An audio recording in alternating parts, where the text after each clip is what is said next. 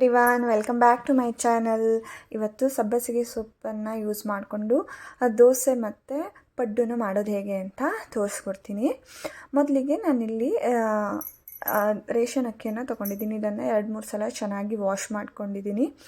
Wash ಮಾಡ್ಕೊಂಡಂತಹ ಅಕ್ಕಿಗೆ ಸ್ವಲ್ಪ ಉದ್ದಿನಬೇಳೆ, ಸ್ವಲ್ಪ ಮೆಂತ್ಯನ ಹಾಕಿಬಿಟ್ಟು ಇದನ್ನು ನೆನೆಯೋಕ್ಕೆ ಇಟ್ಟಿದ್ದೀನಿ. ಒಂದು 4 to 5 hours ನೆನೆಯೋಕ್ಕೆ ಇಟ್ಟಿದ್ದೀನಿ. ಇಲ್ಲಿ ಸಬ್ಬಸಿಗೆ ಸೊಪ್ಪನ್ನ ನಾನಿಲ್ಲಿ ಕ್ಲೀನ್ ಮಾಡ್ಕೊಳ್ತಾ ಇದ್ದೇನೆ.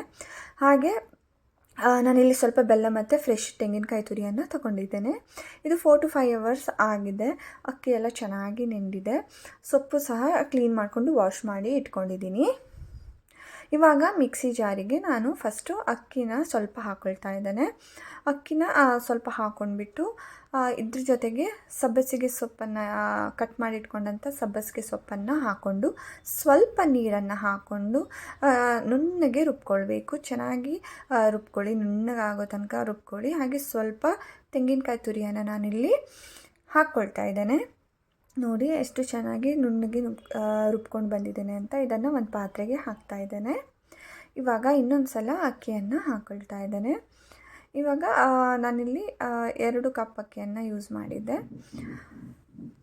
ಅಕ್ಕಿ ಜೊತೆಗೆ ನಾನು ಸ್ವಲ್ಪ ಮತ್ತೆ ಉಳಿದಂತಹ ತೆಂಗಿನಕಾಯಿ ತುರಿಯನ್ನು ಹಾಕ್ಕೊಂಡಿದ್ದೇನೆ.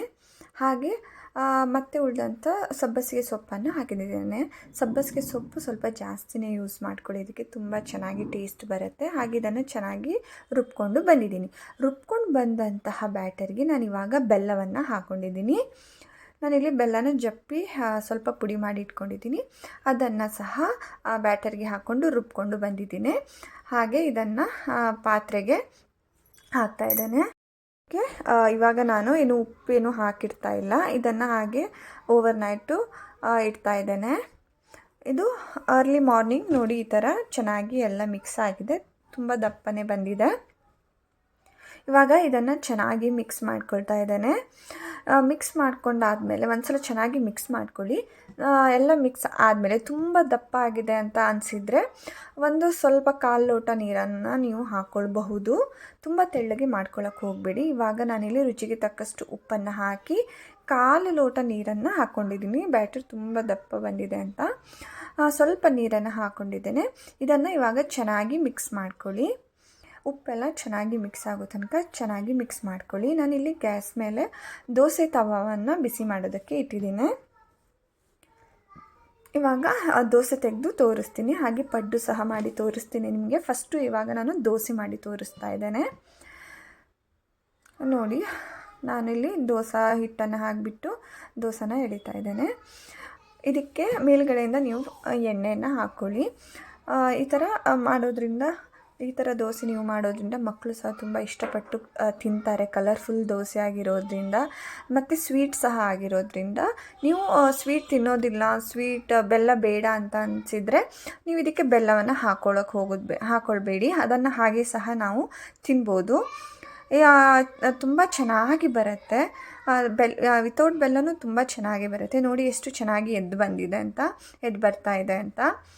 ಈ ಥರ ಇದನ್ನು ನಾನು ತಿರುಚಿ ಹಾಕ್ತಾಯಿದ್ದೇನೆ. ನೋಡ್ಬೋದು ಇಲ್ಲಿ ಎಷ್ಟು ಚೆಂದ ಕಲರ್ಫುಲ್ ಬಂದಿದೆ ಅಂತ. ಬಟ್ ಟೇಸ್ಟು ಸಹ ತುಂಬ ಇದೆ. ಹಾಗೆ ಸ್ಮೆಲ್ ಸಹ ತುಂಬ ಚೆನ್ನಾಗಿ ಬರ್ತಾ ಇದೆ.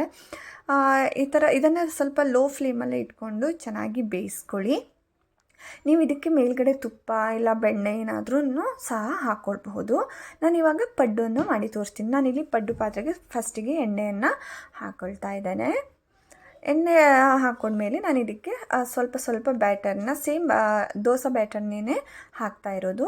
ಇದನ್ನು ನಾನು ಮಗಳ ಲಂಚ್ ಬಾಕ್ಸಿಗೆ ಹಾಕ್ಕೊಡ್ತಾ ಇದ್ದೇನೆ. ಅದಕ್ಕೆ ಪಡ್ಡು ಮಾಡಿ ಕೊಡ್ತಾ ಇದ್ದೇನೆ. ಅವಳು ದೋಸೆನ ಅಷ್ಟು ಇಷ್ಟಪಟ್ಟು ತಿನ್ನಲ್ಲ, ಪಡ್ಡು ಮಾಡಿಕೊಟ್ರೆ ತುಂಬ ಇಷ್ಟಪಟ್ಟು ತಿಂತಾಳೆ. ಸೊ ಅದರಿಂದ ಇದನ್ನು ಪಡ್ಡು ಮಾಡಿ ನಾನು ಅವಳ ಲಂಚ್ ಬಾಕ್ಸಿಗೆ ಹಾಕ್ತಾ ಇದ್ದೇನೆ.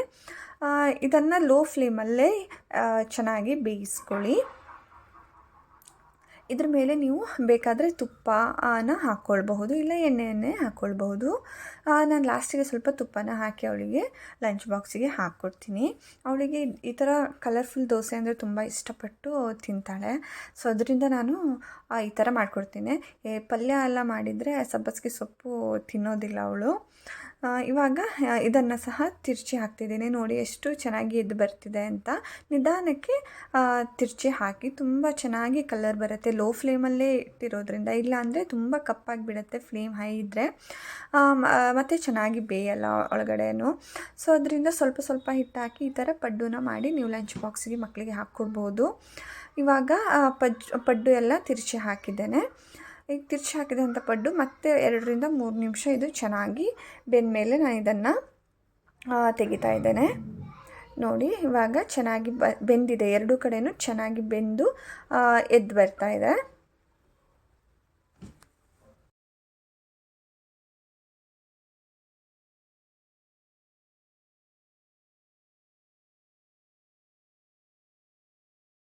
ನಾನು ಎಲ್ಲ ಪಡ್ಡೂ ತೆಗೆದಾಗಿದೆ. ಪಡ್ಡು ಮತ್ತು ದೋಸೆ ಎರಡೂ ರೆಡಿಯಾಗಿದೆ. ನೀವು ಇದಕ್ಕೆ ಯಾವುದೇ ಕೊಕೊನಟ್ ಚಟ್ನಿ ಇಲ್ಲ ಈರುಳ್ಳಿ ಚಟ್ನಿ ತುಂಬ ಚೆನ್ನಾಗಿ ಬರುತ್ತೆ. ನಾನು ಇದಕ್ಕೆ ಕೊಕೊನಟ್ ಚಟ್ನಿಯನ್ನು ಮಾಡ್ಕೊಂಡಿದ್ದೆ, ಇಲ್ಲ ವೆಜ್ ಸಾಗು ಸಹ ಚೆನ್ನಾಗಿ ಬರುತ್ತೆ. ಇವಾಗ ಸಬ್ಬಸಿಗೆ ಪಡ್ಡು, ಸಬ್ಬಸಿಗೆ ದೋಸೆ ಎರಡೂ ರೆಡಿಯಾಗಿದೆ. ನೀವು ಸಹ ಖಂಡಿತ ಇದನ್ನು ಒಂದ್ಸಲ ಟ್ರೈ ಮಾಡಿ. Thank you for watching. Please subscribe to my channel.